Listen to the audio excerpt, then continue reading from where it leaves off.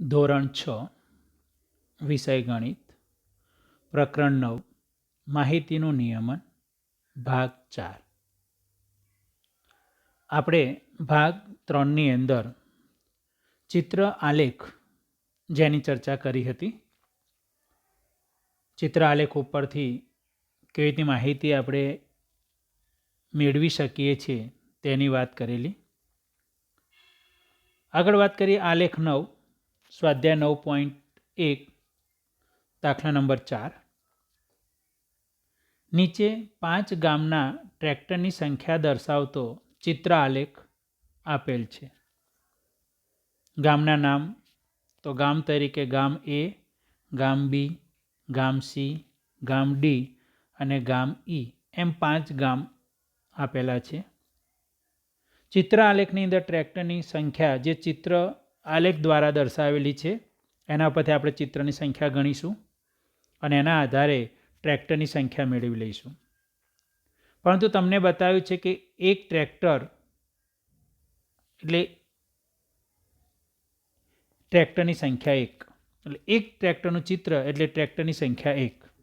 તો 2 ટ્રેક્ટરના ચિત્રો દોરેલા હોય તો ટ્રેક્ટરની સંખ્યા 2 ગણવાની.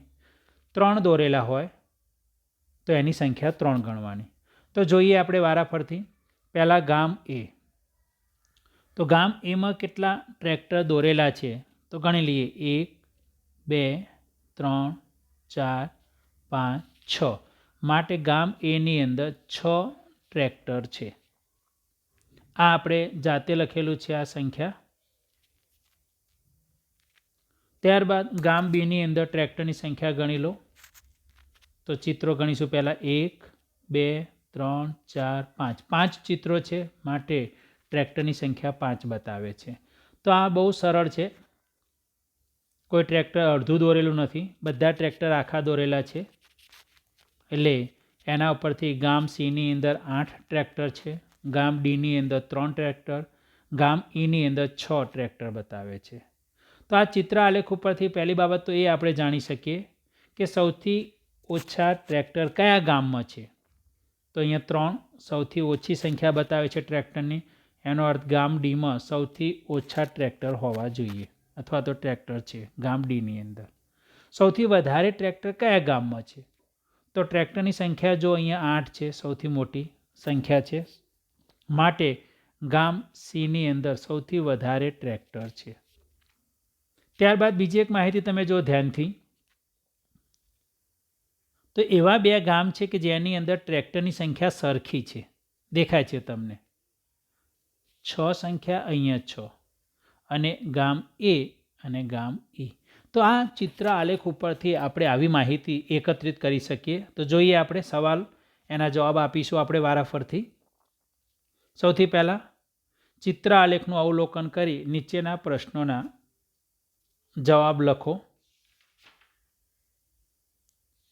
તો વારાફરથી જવાબ લખવાની શરૂઆત કરીએ આપણે.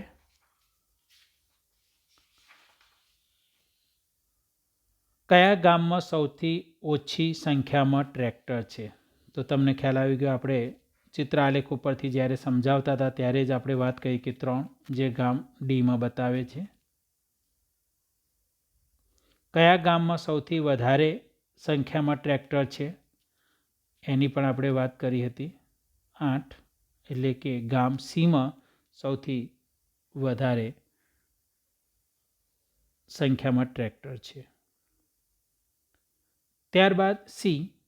બી ગામની સરખામણીમાં સી ગામમાં કેટલા વધારે ટ્રેક્ટર છે? તો બી અને સી ગામના ટ્રેક્ટર જોઈ લો. પહેલાં મળ્યા બી જેની અંદર 5, સી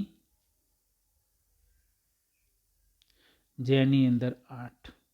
તો સી ગામમાં વધારે ટ્રેક્ટર છે. કેટલી સંખ્યામાં વધારે છે? તો આ બંનેની બાદ બાકી કરી દો. 8 ઓછા 5 એટલે કે 3. એનો અર્થ એ થયો કે ગામ સીની અંદર 3 ટ્રેક્ટર ગામ બી કરતાં વધારે સંખ્યામાં છે. છેલ્લો સવાલ. આ 5 ગામમાં કુલ કેટલા ટ્રેક્ટર છે? તો આ જે સંખ્યા છે સંખ્યાઓનો આપણે સરવાળો કરી દઈશું. 6 + 5 + 8 + 3 + 6 અને એ સરવાળો 28 થાય છે. એનો અર્થ એ થયો કે આ 5 ગામમાં કુલ 28 ટ્રેક્ટર છે. તો આલેખ 9 જેની વાત કરી, ચિત્ર આલેખ, એની માહિતી મેળવી આપણે, સવાલ જવાબની વાત કરી. ત્યારબાદ વાત કરીએ આલેખ 10, સ્વાધ્યાય 9.1, દાખલા નંબર 5.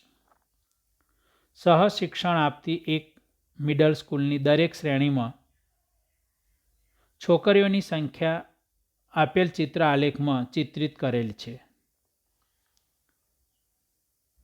દરેક શ્રેણી એટલે દરેક ધોરણ. તો તમને અહીંયા બતાવેલું છે 8 ધોરણ સુધી બતાવવામાં આવેલું છે.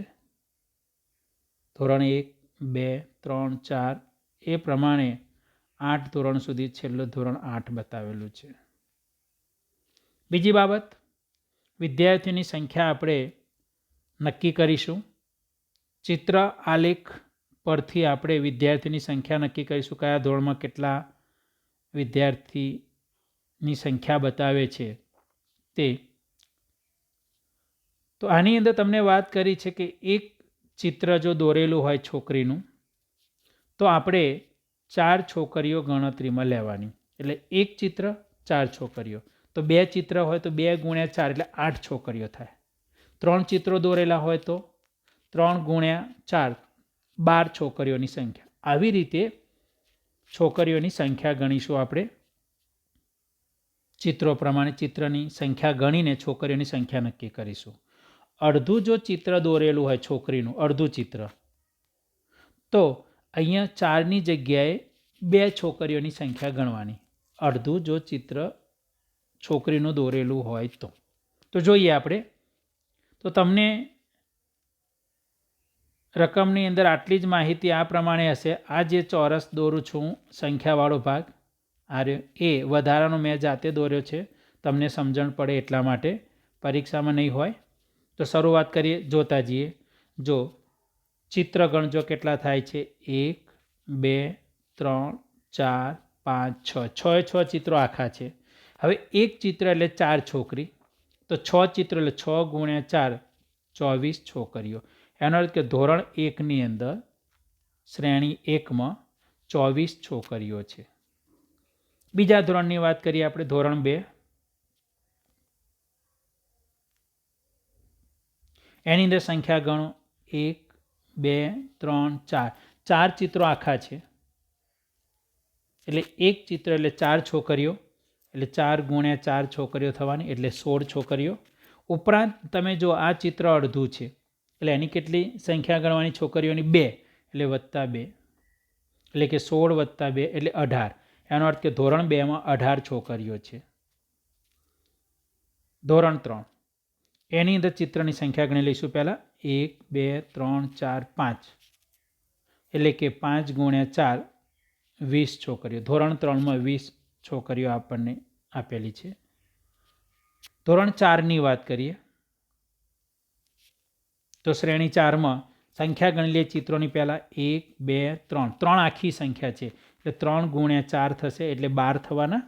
તો અહીંયા 12 લખી દીધા. અને એક ચિત્ર અડધું છે, એટલે છોકરીની સંખ્યા 2 ગણીશું, એટલે +2, એટલે અહીંયા લખ્યા +2. તો 12 + 2 14. એનો અર્થ કે ધોરણ 4ની અંદર 14 છોકરીઓની સંખ્યા છે. તો આવી રીતે આપણે ધોરણ 5, ધોરણ 6, ધોરણ 7, ધોરણ 8ની સંખ્યા ગણી શકીશું, જે તમને ગણીને બતાવેલી છે. હવે આ માહિતી ઉપરથી સવાલો જેના જવાબ આપીશું આપણે. કઈ શ્રેણીમાં સૌથી ઓછી સંખ્યામાં છોકરીઓ છે? તો તમે જુઓ, ધોરણ 1માં 24, ધોરણ 2માં 18, ધોરણ 3માં 20, ધોરણ 4માં 14, ધોરણ 5માં 10, ધોરણ 6માં 16, ધોરણ 7ની અંદર 12 અને ધોરણ 8ની અંદર 6. તો વિચારો કઈ સંખ્યા સૌથી ઓછી આવી? 6. કયા શ્રેણીમાં? ધોરણ 8. તો જવાબ આવી ગયો 8. બીજો સવાલ, શું શ્રેણી 6માં શ્રેણી 5 કરતાં છોકરીઓની સંખ્યા ઓછી છે, છઠ્ઠા ધોરણમાં ઓછી સંખ્યા છે છોકરીઓની 5મા કરતાં. તો પહેલાં 6 અને 5 સંખ્યાની છોકરીઓ જોઈ લઈએ આપણે. આ ધોરણ 5 એમાં 10 છોકરીઓ, આ ધોરણ 6 એમાં 16 છોકરીઓ. તો બોલો 5મા કરતાં છઠ્ઠા ધોરણમાં છોકરીઓની સંખ્યા ઓછી છે? ના, વધારે છે, 6 વધારે છે. તો આપણો જવાબ ના આવશે. શું આવશે? ના. તો ના.